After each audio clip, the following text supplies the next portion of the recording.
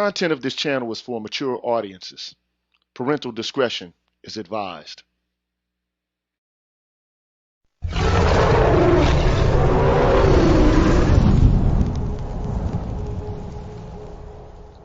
You're tuned in to the Green Gorilla channel.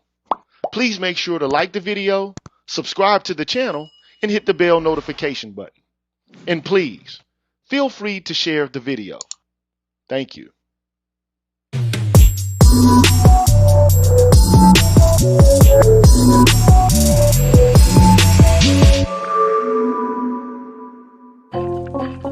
What's good, everybody? Happy Saturday, man. If you're just coming in, make sure to like the video, subscribe to the channel, hit the bell notification button so you can stay abreast of what's going on over here at the Green Gorilla channel. Now, this is impromptu, so, I don't expect a lot of people to be in,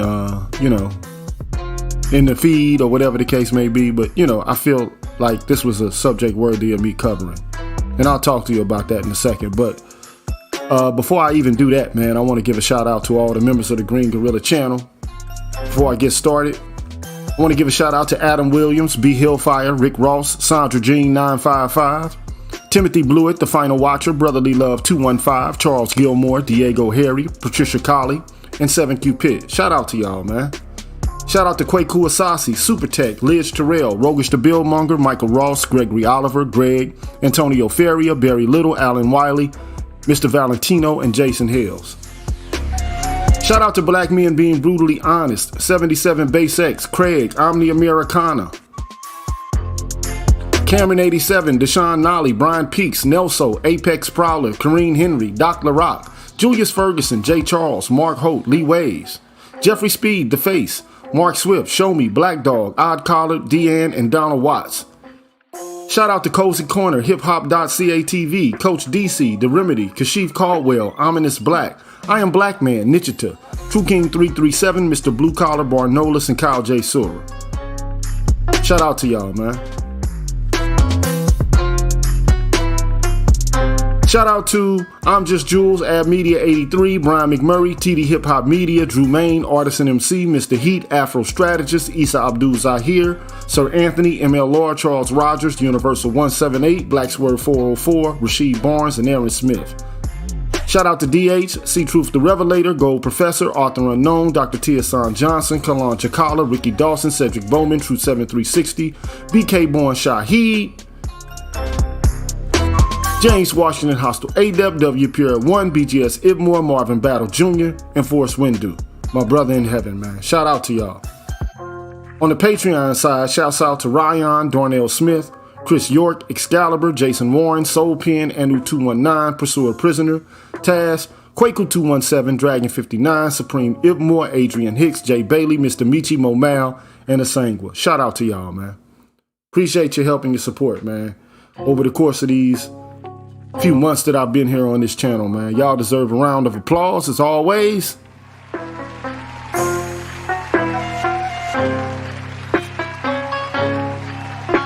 And if you're wondering about how you can also contribute towards the Green Gorilla channel on an ongoing basis to help keep things functional and keep them going, well, this is how you do it. What's good, everybody? I'm the G with a PhD, and you're tuned in to the Green Gorilla channel. The place where black men can express themselves freely. Straight up, no chaser.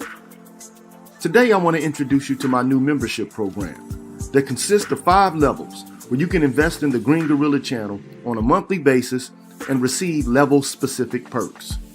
Memberships are special because they improve the quality of the content of the channel and will help me to be able to keep the channel going.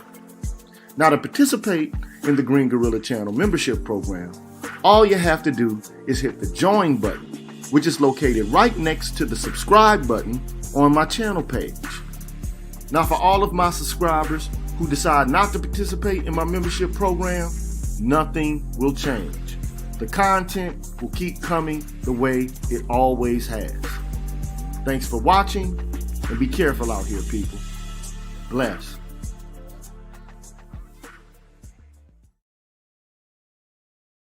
All right, y'all, we back. You know who I am. I'm GG. You're tuned in to the Green Gorilla channel. It's the place where black men can express themselves freely, straight up with no chases. And today what I want to do is read an article to you. And I'll react to the article as I go along. But this article was sent to me by a colleague, and he's a medical ethicist. He works in the hospital industry. And for the most part, he thought it would be of interest to me, particularly. But it's not every day that you run across an article like this from an academician. And this academician is a law professor. Okay. And the article, I thought when I saw it, I was like, man, this is right up the men in the black manosphere's alley. You know, shout out to all the people out there in the chat. Be Easy, that dude, Lee Rittenhour. What's up, BGS Moore? How you doing, brother? Adam Williams, Zachary White, Blacksword 404, Ardell, and Barry Little, man, for holding me down as he always does in the chat, man. Thank you. I appreciate all the work y'all do, man. But anyway, man, I'm not going to take too much of your time. It's a Saturday, and I hope you're having a good one, by the way. But, this article is one that I really liked it. But, I skimmed through it. But I'm going to read it to you. And I think it'll be profitable to you. And I think, perhaps maybe you'll be in agreement with the contents of the article. So let me just get right to it without further ado, man. And, so you can enjoy your other programming on YouTube and, get into some other stuff that you would be better off doing with your time on a weekend. But anyway, man, let me get right to this. And let's go. So for the most part, man, this article is entitled Against Carceral Feminism. Okay. And the subtitle to the article is Feminists Who See Police and Prisons as Their Natural Allies Are Entrenching the Sexism and Racism They Claim to Oppose. And I thought this was right on point, man. I got to give her a bomb before I even start reading this damn thing.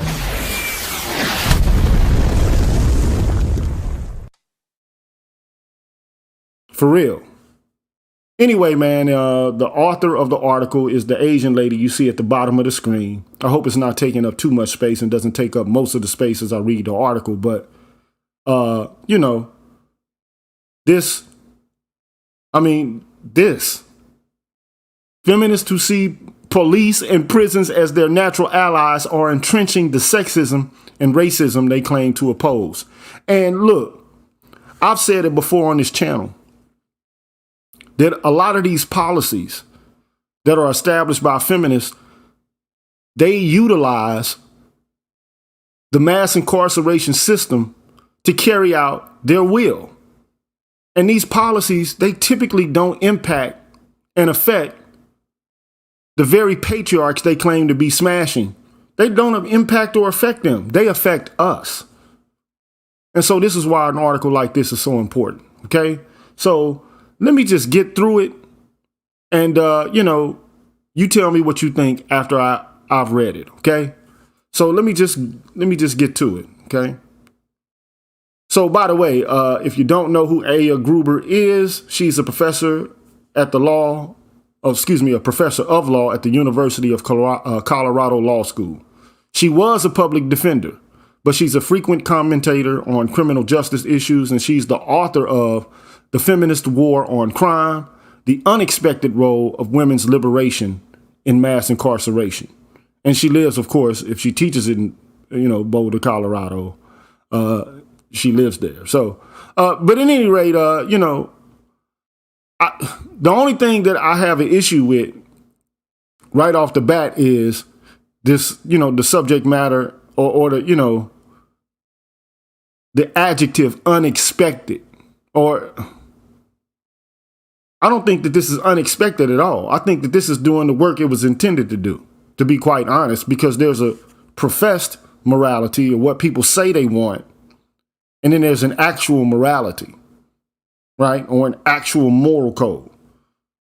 So I think that this policy or these policies enacted by these feminists is doing exactly what it was intended to do. That's just my opinion. Okay. But, we can see as we go on down the line. So anyway, that's the woman right there, Aya Gruber. And again, she works at the University of Colorado Law School. Okay. So basically what she says is in the past few years, Americans have begun to recognize that the U.S., with fewer than 5% of the world's population and more than 20% of its prison population, has a mass incarceration problem. People from across the political spectrum agree that criminal law has been the solution to too many social problems. And I agree with this.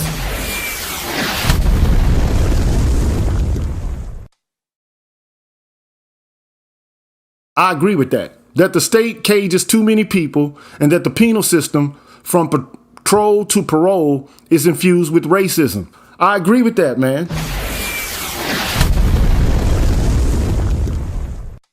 I think she's spot on with that. And also, I just want to draw out, it's not every day that you see a person in academia saying the kind of things that she's saying within the context and the frame of this paper. Okay? All you get right now is an echo chamber. And typically the echo chamber is misandrist, but it's particularly anti-black misandrist. But, you know, I don't want to get too far off the beaten path, man. So she goes on to say there's a real question whether America's nascent turn, or, you know, nascent is like a recent or, you know, a childlike turn against incarceration can be squared with Me Too, the progressive social movement that became so popular in recent years that the press dubbed it a new civil rights movement and the country's cultural revolution. Now, you know, when I think about Me Too, to begin with, I think about black men and all of the rape cases that they've had, you know, applied to them, and all of the, you know, murder cases that have been applied to them, black men, on the most tenuous of evidence, typically just the word of the alleged quote unquote victim, only to decades later be exonerated of these charges because, you know, prosecutors and the system in and of itself, it seeks specific kinds of targets. Okay? And this is a problem. And look, there are a lot of men in this space who are tough on crime. Okay? And they perceive a great deal of men, you know, in the black community, you can call it the community, whatever it is you want to call it. A lot of brothers here, you know, they're just as tough on crime as the most staunch conservatives. But knowing what we know about the criminal justice system, and yeah, there are some people who are guilty red-handed, and they need to be punished, okay? Not saying that they don't. But how could you be so hard and so tough on crime and not be skeptical to some degree when you know the history of the criminal justice system and how it turns black men into sausage and creates not only death, but social death for a large number of black men, okay? And one of the things you got to be aware of also is, you know, man, there are more black men in prison in the United States than there are women in prisons throughout the entirety of the industrialized world. That's an issue, man. That is deeply problematic to me, man. You know, and to be quite honest with you, that's, you know, that's just, it's sad. It's just sad, man. But, you know, let me continue. Okay, so she says, the Me Too chapter of feminism came to prominence following reports of the movie mogul Harvey Weinstein's decade-long abuse of female celebrities, and it calls for zero tolerance of violence against women. Reflecting the tension between anti-incarceration and Me Too sentiments, many have responded to Black Lives Matter protesters' call to defund the police by asking, what about rape and domestic violence? The main messages of the two movements can't easily be reconciled. Now, what I've done is, over the course of the past few days, and I think Dr. Johnson, and I'm speaking to Dr. Tiasan Johnson, who recently did a video. You should go check it out. I posted it in my community tab. You know, like the narratives and the discourses that we have about domestic violence are absolutely horrendous. What we do is we say that men are the cause of these problems and that violence in and of itself, as it pertains to domestic violence, is nothing more than violence against women. But when you look at the data, it demonstrates that women are just as likely, if not more likely, to assault their partners or to commit acts of violence against their partners than men. But they don't get punished for it. And this is primarily because men are hesitant or reticent to actually, press charges against their loved ones. And they're not even believed because of the narrative and the spin created by a group of feminists who were just basically operating under the assumption of confirmation bias, that this is something that happens to women, is not something that women do. But we now know that that's just not true. It's not the case. Okay, so I've laid out the data. The last video I did was on this subject. If you want to know more about the data related to domestic violence, who commits it, how often it's committed, go check the video out, man. I have a host of videos, on my channel page, man, where you can explore this subject. Okay. So anyway, Me Too, like the feminist anti-violence movements that preceded it, is at its core carceral or incarceration centric, while Black Lives Matter, and I got my issues with Black Lives Matter as well. I think that the Black Lives Matter movement was an organic movement to begin with, but it wasn't actually a Black Lives Matter movement at all. It was just a movement that young people originated in the streets as a means by which to discuss or to express their sentiments related to extrajudicial police killings. Okay. And they came and they put their, branding on it, and they were able to generate a whole host of monies and platforms. And now they're ghosts. They're in the wind. They're doing them now. They got like endorsements from corporations, and they've become wealthy and they've cashed out. But the issue still persists. But anyway, man, but all she's trying to do is just show that there's a tension between, feminists who call for incarceration for what they deem to be crimes against women, and Black Lives Matter, which is associated with anti-incarceration. Okay, so that's what she's trying to do. She says the latter maintains that the U.S. criminal system is not broken, but functions as intended, protecting landowners' property interest, maintaining racial hierarchy, legitimating state violence and neoliberal governance, and vindicating regressive moral codes. The tide is finally turning against mass incarceration, and Me Too movement feminists should get on board. They should rescue their important anti-violence agenda from the U.S. policing, prosecution, and punishment apparatus that has captured it. Man, she said a lot right there.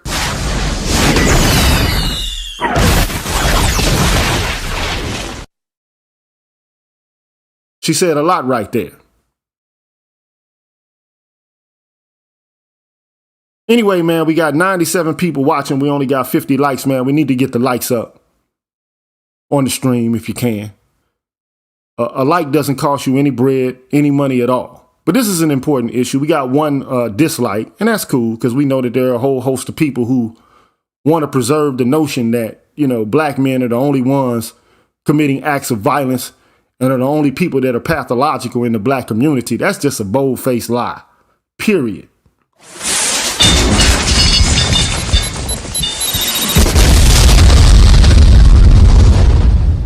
It's a lie.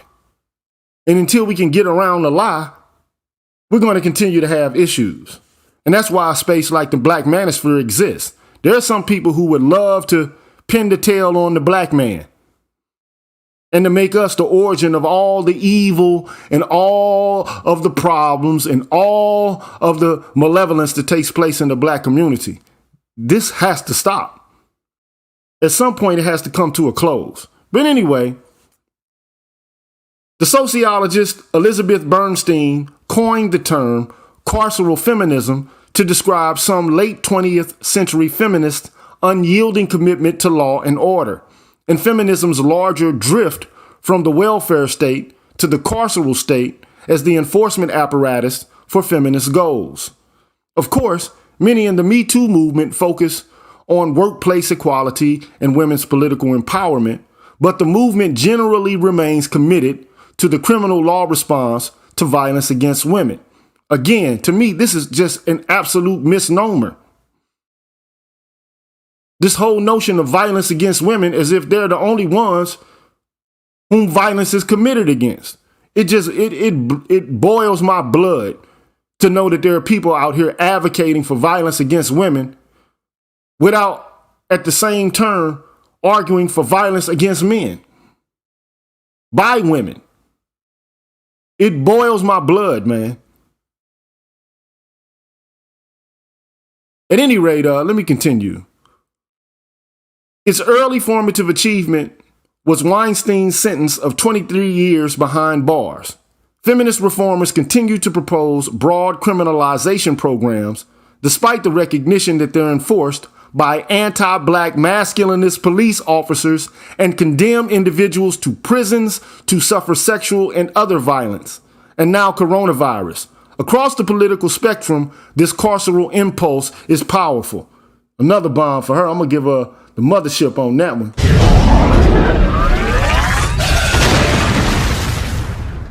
She came out directly and said it. I'm going to repeat that. Feminist reformers continue to propose broad criminalization programs despite their recognition that they're enforced by anti-black masculinist police officers and condemn individuals to prisons to suffer sexual and other violence. And now the coronavirus. Across the political spectrum, this impulse to incarcerate is powerful. When I was a law student and aspiring public defender, I instinctively equated prosecution of gender crimes with justice. So much so that I worried more about defending a man charged with the misdemeanor crime of domestic violence than someone charged with murder. But then I practiced in a specialized domestic violence court that feminism built and received a stark education on how criminal reforms made in the name of gender justice often produce neither gender equality nor justice. Man, all I can do is just keep giving this woman bombs.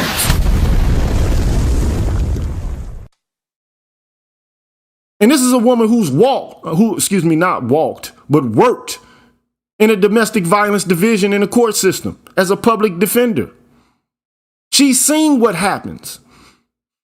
And yes, I've already detailed specifically how it was that these kind of laws came to be. We now operate on what is called the Duluth model of domestic violence. And this form of policy, this kind of policy was enacted by a woman a feminist by the name of Ellen Pence, along with a legislator by the name of Michael Pamer. And again, she wrote an article in the late 90s entitled Some Thoughts on Philosophy, which appears in a journal, a scholarly work entitled Coordinating Community Responses to Domestic Violence. And in that article, she details the ways in which she was operating by confirmation bias, and the ways in which she tried to use guilt and shaming tactics in order to produce this system, this carceral feminism, which aims purportedly to achieve gender justice, but it does everything but that, especially as it pertains to black men.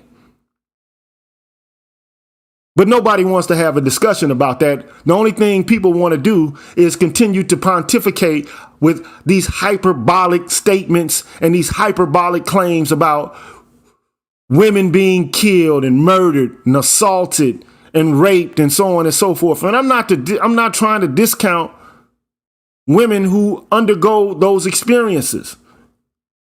I'm not.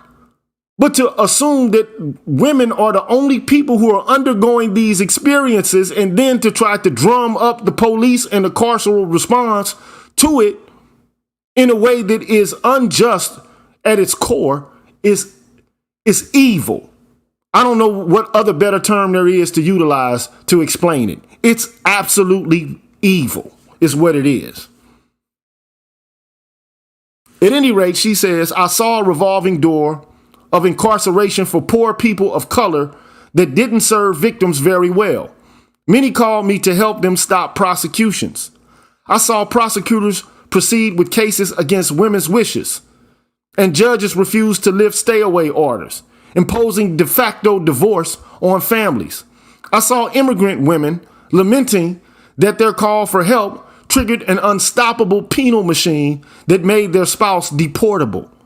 My experience working as a cog in the great wheel of U.S. criminal punishment made me wonder why, for all those years, I indulged the false equivalence between prosecution and gender justice. In the fight against gender violence, criminal law should be a last, not first resort. Yes.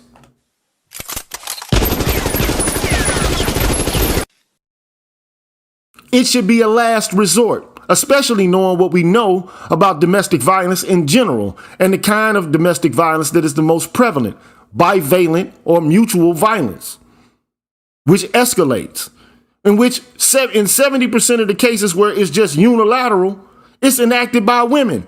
And now all I've told you over and over again and again is if there is a system in place whereby you have power over another individual, a lot of times when people get angry, they'll utilize that power, often for for pernicious reasons. And so this is where we find ourselves.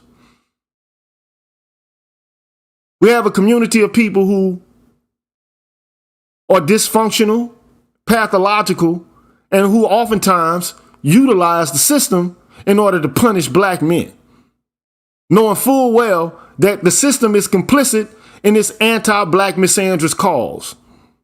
I see it as traitorous. I do. To be quite honest, for any black women to support this shit, to me, is fucking traitorous. I have to be honest about that. And if you feel like you upset about that, I'll fuck you, burn you to flames. Jacaris.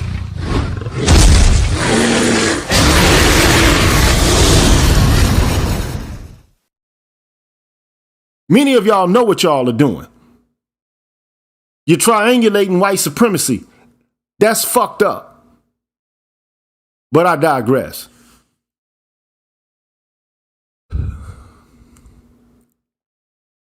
Many feminists embrace criminal law because of a set of presumptions. Law always tolerated, if not encouraged, crimes against women. Few alternatives outside of criminal law have been available to feminists. And feminist engagement can transform the uncaring, racist, sexist criminal justice system from within. So those are the assumptions, right? That's why these feminists embrace the criminal law.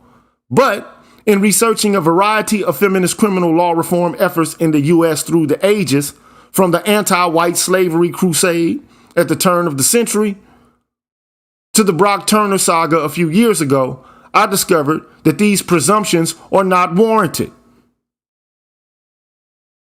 I like that, because they're not warranted. They're not warranted. Historically, legal authorities didn't enforce laws against sexual and domestic violence so much as selectively enforce them depending on the class, race, and other statuses of the parties. I've said this over and over again. So I like that. During the Reconstruction era in the 19th century, Southern whites cited women's protection from rape as grounds for their campaign of terror against black men. She ain't doing shit but dropping bombs in this article, man.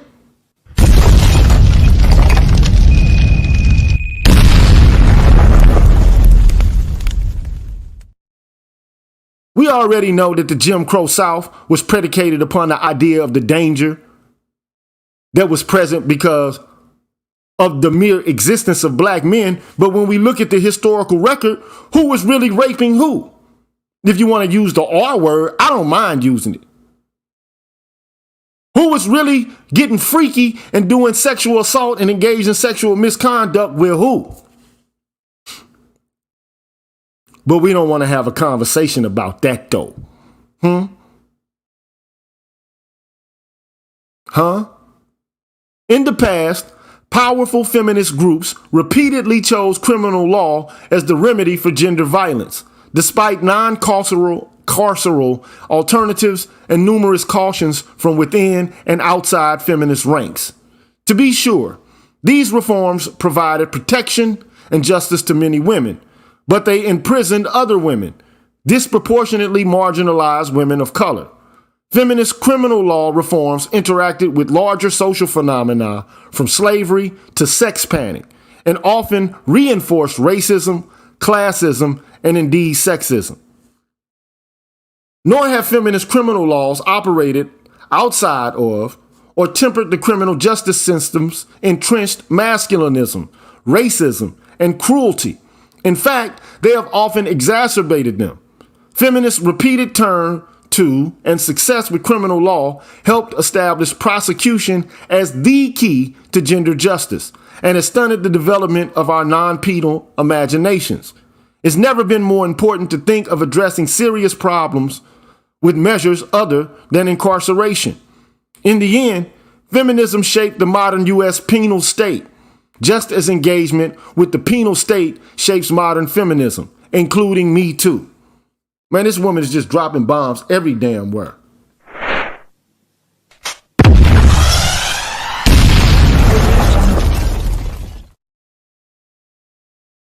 She's dropping bombs everywhere.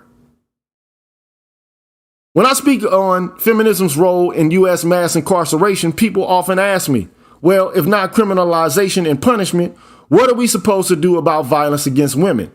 I generally respond, give women money. This invariably invokes some form of, yeah, keep dreaming response. But then again, we need to decolonize our minds from the occupation of penal logic and open them to the progressive visions that socialist feminists have promoted for a long time. Then, when the noble instinct to do something about gender violence kicks in, we aren't just left with criminal law. Now, I don't know if I really actually agree with this portion of her paper, but I think what we actually need to do is to explore in depth and detail the phenomenological reality of what DV actually is. And right now, we're not operating with the truth on this subject.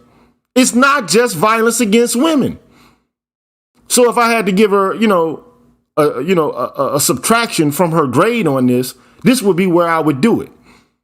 Because this is not just the phenomena that women suffer from. It's something that men suffer from just as equally as women.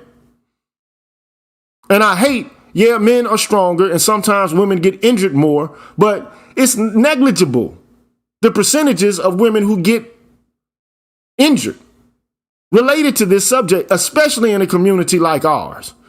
Men are being stabbed, they're being run over with cars, they're being shot at, they're being intimidated with pistols, they're being, burned with water.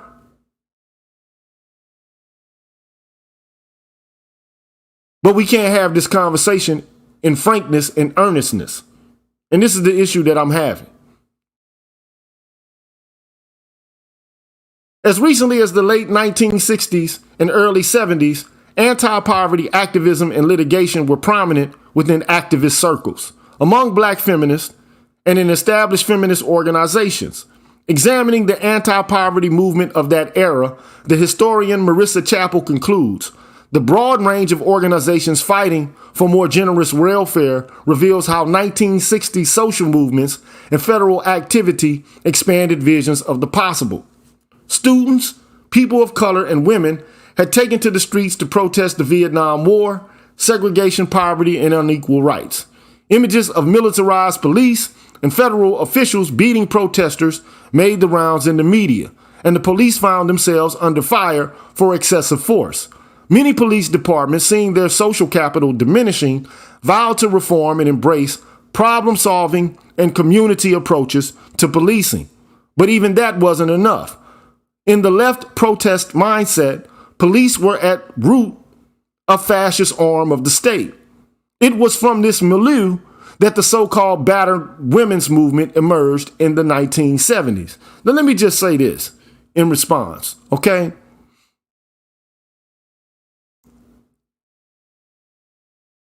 as far as I'm concerned, what has happened is we have imagined the police anew, because now it's not just black people at large that are the issue, which it used to be the case. Now the case is that the true culprits, the true criminals, the true backwards, pathological, and ontologically malevolent and evil people can be partitioned off apart from the real people. Black women and other people who consider themselves to be a subgroup of the black community. Black trans women, black LGBTQ women or men or whatever the case may be. They now can say, we're not like the white people of black people. So now we can target or put a sight on the appropriate target.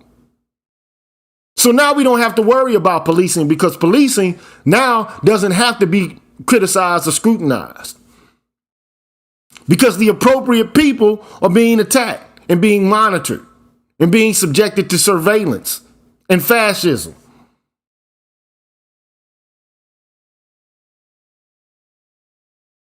Originally, feminists in this movement were deeply anti-authoritarian. Organizers of battered women's shelters saw these shelters as part of a larger program of alternative, egalitarian, women-only societies freed from the patriarchy and the authoritarian government. Now, let me say something about this as well. We know that the person who started battered women's shelters, her name was Erin Pizzi, okay? And basically, her movement was usurped by these carceral feminists, who basically were misandrists. Now, I can't, speak to what white men did to white women throughout the annals of time. But I mean, for crying out loud, I can guarantee you it's never been as horrendous as the experience of black men in the United States, what these white women are complaining about. If first wave feminism is about voting, and if second wave feminism is about being able to engage in careerism, well, where does that leave black men and black people as a whole, if you want to discuss it and talk about it, who were lynched, spit on, who were subjected to beatings, lynchings, cross burnings, bombings, and ransackings? Where's the energy for that? Like, where's the energy to fight against that kind of system and to repair for what has been done? Where's the energy? All the energy is going to women. And these women knew exactly what they were doing and what kind of abracadabra magic they were pulling off. That's just my belief. But, I digress. These shelter feminists were reluctant to take money from state bureaucrats who were, in one activist's words, embodiments of the top-down, hierarchical, imperialistic, warmongering society. If the state welfare system was bad, the criminal justice system, an institution of domination based on race, class, and sex, as the activist Susan Schechter called it, was worse. Feminists in the welfare rights movement and black feminists such as Johnny Tillman often characterize battering as a matter of economic precarity and white supremacy. Now, that's operating under the patriarchal idea that violence against women is something that's only enacted because of the patriarchy. So this part of the paper is not something I'm thrilled with, because she's not actually pointing out that this phenomena is mostly something that women also engage in themselves. But in order to actually do that, then you would have to think about restructuring the entire system altogether. And most people aren't willing to do that. They're just not willing to do it. Feminists in the welfare rights movement and black feminists such as Johnny Tillman often characterize battering as a matter of economic precarity and white supremacy. They tended to regard police as agents of a racist and warmongering state. Aside from feminists, family violence researchers such as Richard Gales and Murray Strauss, there we go. Let's talk about them now. Let's get ready to hear them.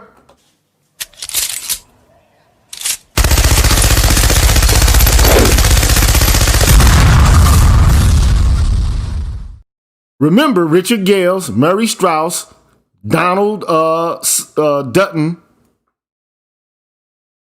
Those are some names you need to know. Richard Gales, Murray Strauss, Donald Dutton. The last video I did had Donald Dutton in it. Okay? But she doesn't go into this though. Right? And psychologists such as Morton Bard also linked abuse to social stressors. And they too rejected a law enforcement approach. She doesn't mention the fact that both of these, at least Gales and Strauss, basically argue that women are just as guilty of this shit, if not more guilty than men. And that you can't actually begin to remedy this issue or this problem without also training and educating women not to assault their partners.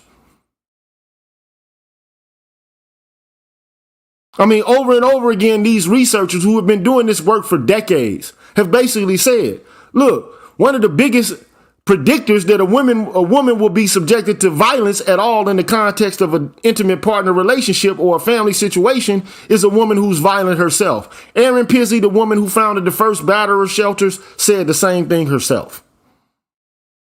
She said the same thing.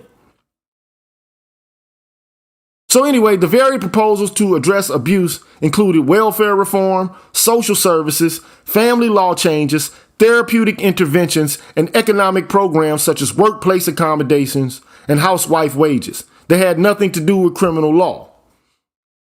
Yet by the mid-1980s, feminists had embraced the law enforcement model approach to domestic violence. Two important predicates made possible this important change.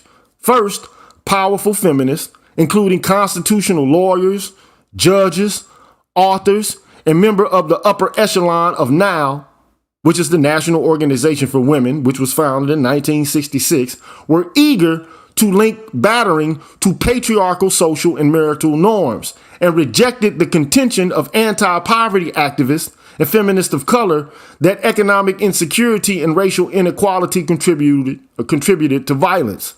Second, having decided that individual bad men and not larger social structures caused abuse, activists aggressively pursued policing and protection to assure the arrest and imprisonment of these men. Again, the thing that's missing from her account is the fact that women commit acts of violence equivalent to, if not more than men.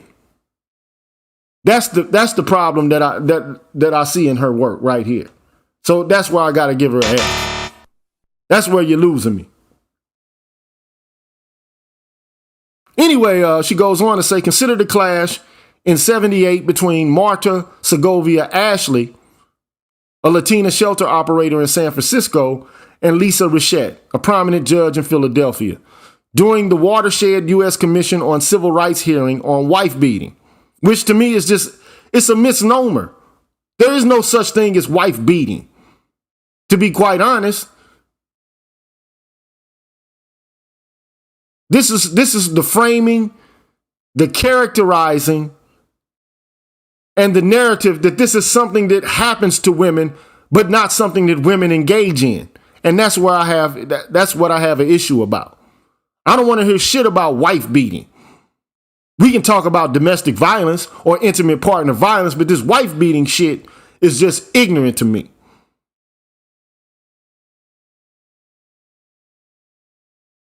Anyway, these hearings paved the way for various state and federal anti-battering initiatives. Segovia Ashley's remarks, read by her colleague, Shelly Fernandez, began. The soil of this domestic violence, cruelty, maiming, and murder is the racism of the great white society. They went on to describe in agonizing detail how, at age 16, Segovia Ashley was introduced to the horrors of domestic violence when her stepfather brutally murdered her beloved mother, Sephorina.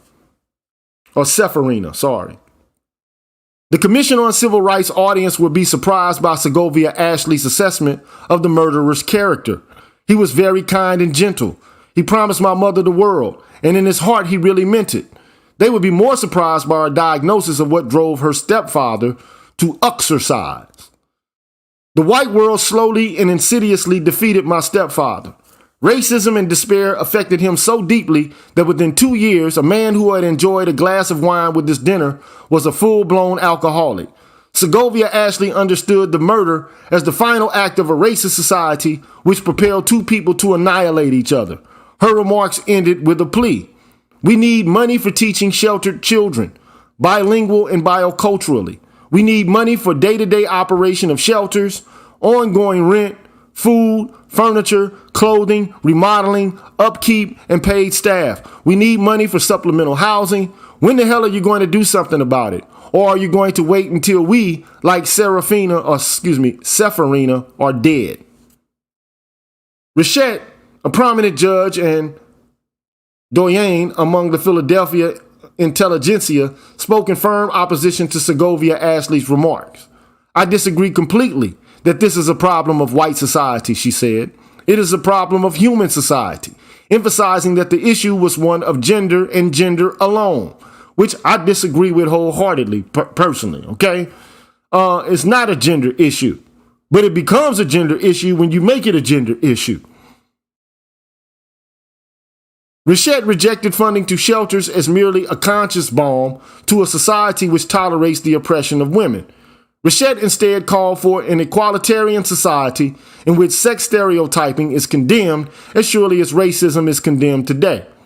These gender, not race or poverty sentiments roused the audience to a standing ovation. The activist Dale Martin echoed Richette, testifying, "The practice of white beating crosses all boundaries of economic class, race, national origin, or educational background. It happens in the ghetto, in working class neighborhoods, in middle class homes, and in the wealthiest counties of our nation." The domestic violence expert Beth Ritchie calls this the every woman narrative, in which feminists describe battering as something to which every woman is vulnerable. Then this every woman is envisioned as a white middle class woman. The narrative propelled domestic violence reform in a carceral direction, towards separation and arrest. Imagining the typical victim as a well-off white woman hiding behind enormous sunglasses at the country club prefigured certain remedies. Imagining her as a poor welfare recipient pointed to radically different ones. One expert at the Commission on Civil Rights hearings testified frankly that welfare reform wouldn't help affluent victims to leave their abusers because of their reluctance to reduce their children's standard of living, and the welfare stigma that prevented them from considering AFDC payments as a potential solution. Money wouldn't break the every woman's abuse cycle, leaving separation through arrest as the most promising wake-up call to the woman and man. Now let me just say this, man. What we now know about DV from social scientists who have been studying this shit for the past 30 years is that this is just an outright mischaracterization of what actually is happening in the context of homes when violence is present.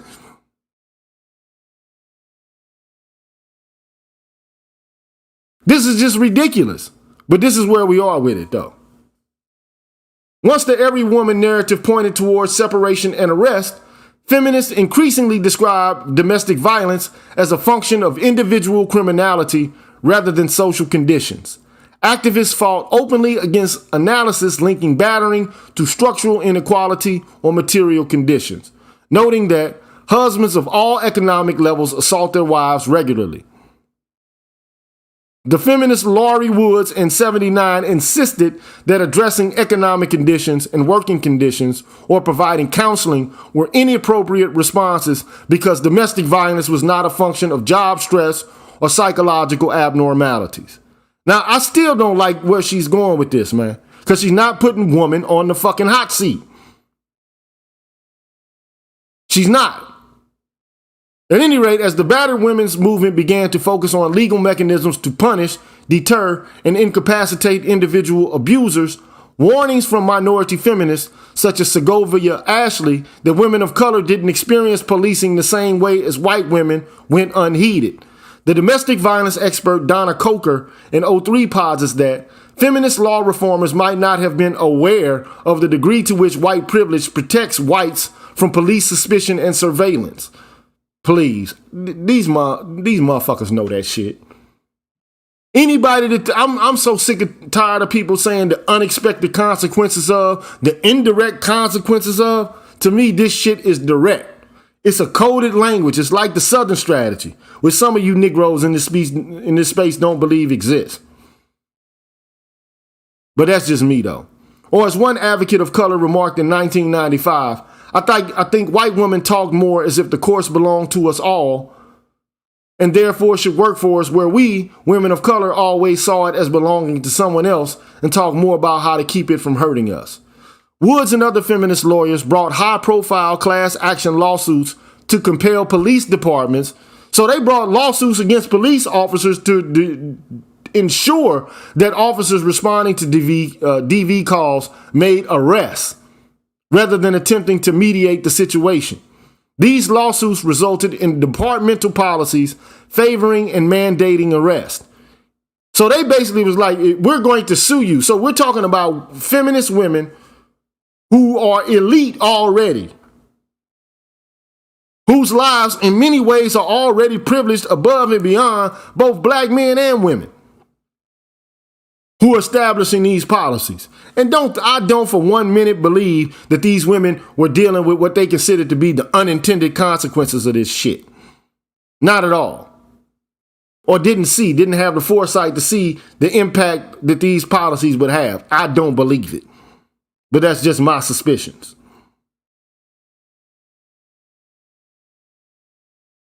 In Oakland, California, one such lawsuit spelled the end of the police's problem-solving experiment of directing officers to attempt mediation before arrest in every misdemeanor assault case. Today, all but extinct are police sentiments such as this one from the training officer Glenn Sparks in 1980. Obviously, if we can avoid putting somebody in jail and still solve the situation, that is exactly what we want to do in most cases.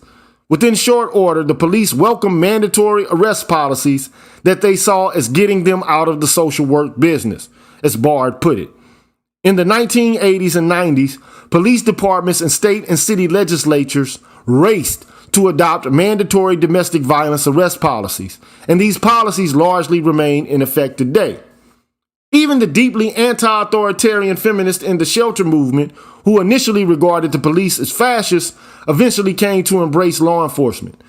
Schechter reported one shelter explaining their reluctance.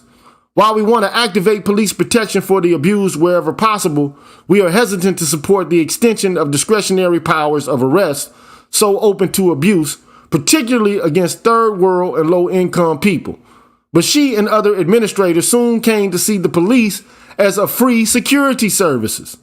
One observed that when the police do answer our calls at Rainbow Retreat, we depend very, very heavily on them for security since we have an open, published address. We find they're extremely sensitive to the problem. It's as if once the woman has made a commitment to do something, they are more willing to work with her. Imagine by contrast that police disbelieved, busted for drugs, or otherwise mistreated shelter residents, as they often did with black women and women who refused to leave the abuser. They would cease to be cost-free security. As Sharon Rice Vaughn, the founder of a shelter in St. Paul, Minnesota, wrote, she and the other white middle-class women in charge were not yet ready for a political analysis of why we assume that everyone thinks, lives, feels, acts, and responds the way we do.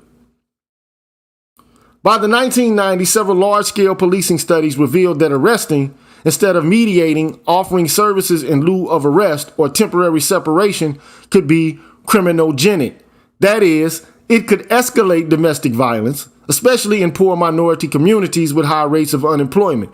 As it turned out, mandatory arrest policies didn't affect every woman equally.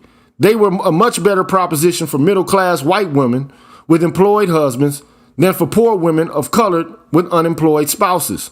Lawrence Sherman, who with his co-authors had conducted comparative studies of policing methods in large urban areas, as he observed in 92. If 3 times as many blacks as whites are arrested in a city like Milwaukee, which is a fair approximation, then an across-the-board policy of mandatory arrest prevents 2,504 acts of violence against primarily white women at the price of 5,409 acts of violence against primarily black women.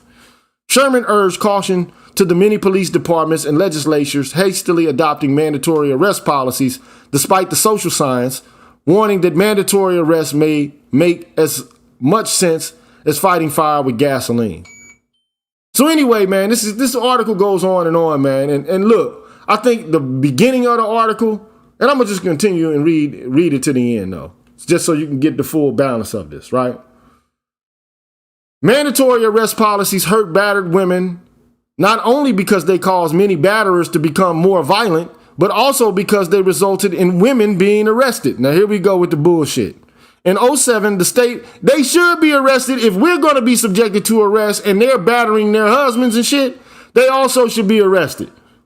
See, this whole notion that women should be exempt, like if you're going to have these punitive policies, then women need to suffer the same shit that men suffer, man. So I'm not like with this Mike Rashid shit that women should be left, unaccountable for this.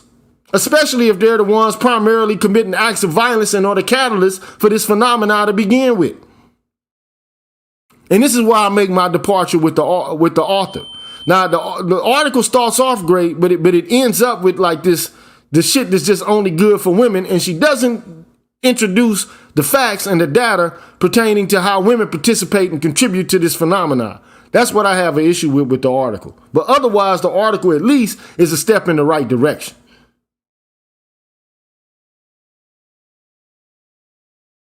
At least it's a step in the right direction to some degree. But this end part to me is just you're obfuscating the facts.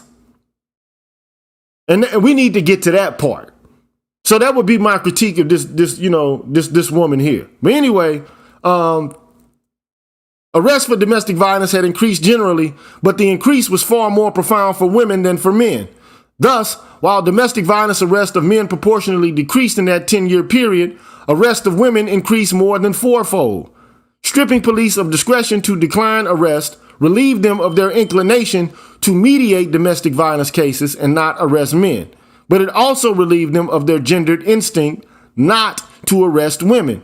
And as might be expected, this new willingness to arrest women disproportionately impacted black women, whom police were more likely to see as mutual combatants than victims defending themselves. And look, here it is, man. Here, this is the kicker right here, and I gotta give her a fail on this shit right here. I just do. This is where I don't like where this is going. This is where I give her a fail.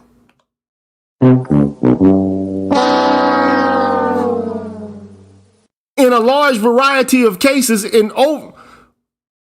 done, look, here's the math on this shit. Typically, 24% of couples, a quarter of couples, have domestic violence. Okay, that's the data. Out of those 24 or a quarter percent of people who are in relationships in which the violence is present, 50% of the violence is of the bivalent kind, mutual combatant kind. The second most prevalent form of violence is violence enacted by women. And the last, or the third, is violence enacted by men of the kind that you see on Lifetime channels, where purebred is being popped upside the head by a drunk husband with a 40 ounce or a damn bottle of scotch with either a wife beater on or a construction suit, or in a damn construction hat or some shit. But we don't want to have a conversation about that, though. She ain't even bringing up this conversation, and that's the tragedy. Because here could have been an opportunity for her to actually work in behalf of men instead of just paying lip service at the beginning and saying that men are also experiencing this phenomenon, which everybody just refuses to accept or to acknowledge. Because then it would blow the whole lid off the shit. Anyway, nevertheless, feminist activists remain unmoved by the clear evidence that more policing was harmful to victims, especially poor women of color. Domestic violence policing reform had been one of the signature achievements of the battered women's movement, if not second-wave feminism. American feminists thus rejected Sherman's contention that there should be less aggressive policing. They argued that Sherman's studies were proof that domestic violence policing program wasn't tough enough. The activist Joan Zorza responded to Sherman in 92 that to deter unemployed black men, society's failures, the stakes may need to be higher, not lower or non-existent. So in other words, fucking lock these niggas up and throw away the key, man. Lock these niggas up and throw away the key. That's Joan Zorza. She went on to advocate or to advance a Reconstruction era blacks are immune to punishment argument.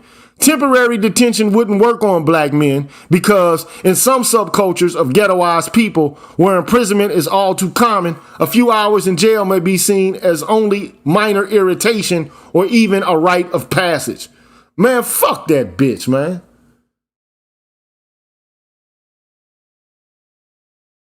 I'm telling you, man, it's a certain class of women, man, who are feminists who know exactly what they're doing and how they're doing it, bro. Trust and believe that, man. Trust and believe that. So she's an enemy to me, man. She's an enemy to me. This history highlights the danger that modern feminist criminal law programs will expand the violent, masculinist, and racist carceral system without reforming it. Anti-violence advocates won't get a magical exemption whereby they can achieve feminist goals without bolstering a racist and classist criminal justice system that has produced a shameful state of mass incarceration, which even some conservatives have turned against. For too long, feminism has been shackled to the carceral state. Arrest and incarceration of mostly marginalized men amount to a meager price for the massive expenditure of feminist capital in making criminal law more rigid and severe. The time is here for feminists to resist the carceral impulse and stop seeking new and broader gender crime laws, more widespread policing, and longer sentences. There are many promising non-criminal programs that address gender violence and provide more equitable and durable relief for women of all kinds. An infusion of new ideas and activism into the feminist anti-violence movement can help free it from the carceral legacy of its predecessors. So that's that, man. Again, she was dropping bombs at the beginning. In the end, I think I give her a B on this. She could have had an A if she would have admitted up front that women are also participants in this phenomenon, that the whole concept of DV as something as violence against women is just not accurate. And she knows this because she's been a public defender for men, marginalized and black men.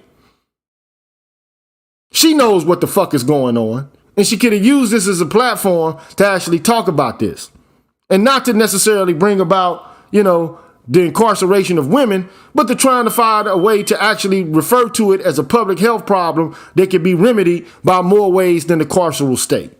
That could have been done. But I told you before, if the white man has a cold, the black man has a flu.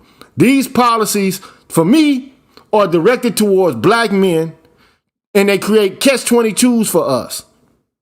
And it leaves black women, white women, whatever kind of women, it leaves them free from guilt or blame at all. And it's time for that shit to change, man. So I'm going to take a quick break, man, and I'll be right back on the Green Gorilla channel. I need to take a break right quick. That's a long read. I'll be right back.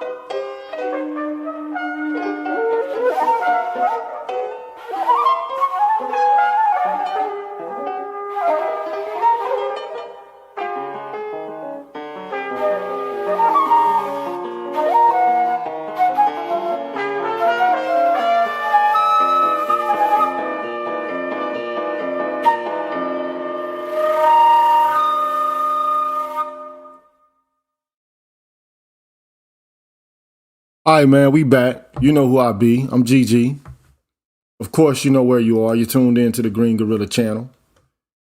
It is the place where black men can express themselves freely, straight up with no chasers. Okay? And I want to, all I want to do is share with you before I move on to the next segment where you can chime in if you want to. I left an invite. If you don't want to, you don't have to. I can end this right now. But this is information for you, is what I'm providing, okay? So at least there are some people in academia who get it right to some degree and are beginning to understand. It's for us to drive and blow the water out of this thing and to take it to its logical conclusion. That's the next step or the next phase. So you can come in and, weigh in if you want to. If not, if nobody, chimes in the next couple of minutes, I'm off of here. But I'll show you again, just to show you so you can see it with your own two eyes. Just so you can see it. There is an annotated bibliography developed by a California State University professor by the name of Martin Fieber, who works in the Department of Psychology there. And he has, within this bibliography, over 286 scholarly investigations. 221 of them are empirical, and 65 are like meta studies, okay? And they demonstrate that women are as physically aggressive or more aggressive than men in their relationships with their spouses or male partners. And they did a sample size of 371,600 persons, okay? That's a humongous sample for social science, just in case you didn't know, okay? It's a large sample.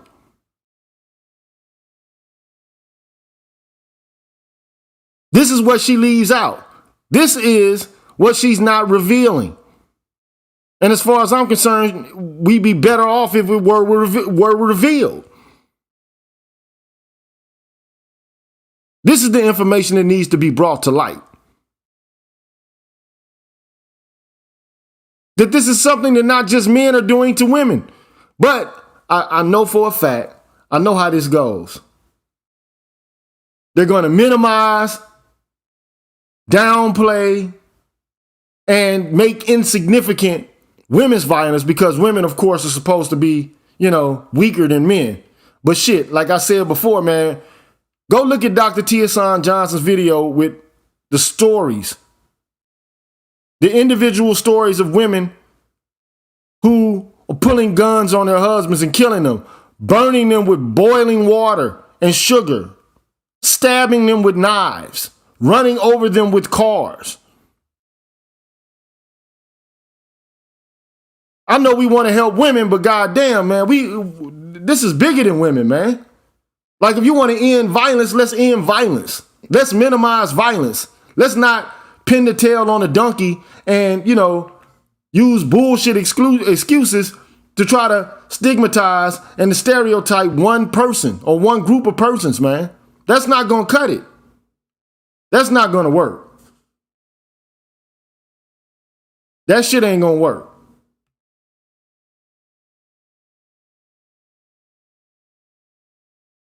It's not going to work. It ain't going to work for me. I'm just letting you know.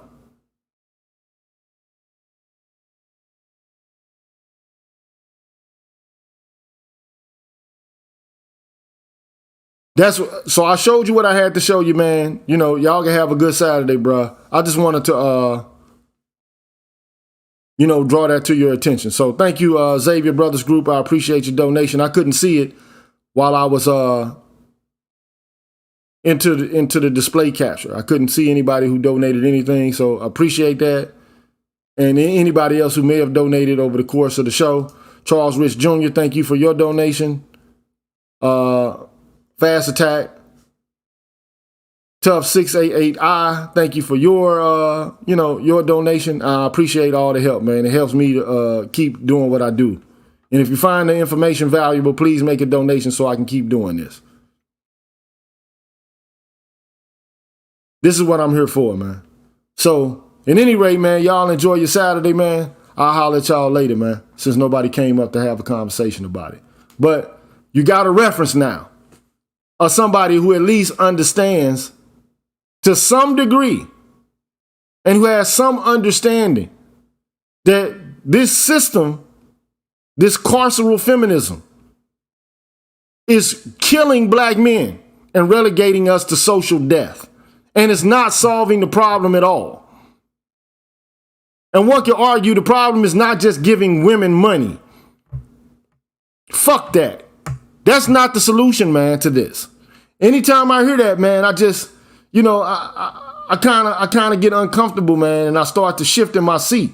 I start to rub my head, man, like that's not the solution to this, man. The solution is not to throw money at women. The solution is to throw money at the black community as a whole. And it's to uplift black men as well. It's not just to give women choices so they can live by themselves apart from their men. Because their men are, pathological or dysfunctional. That shit ain't gonna solve this problem.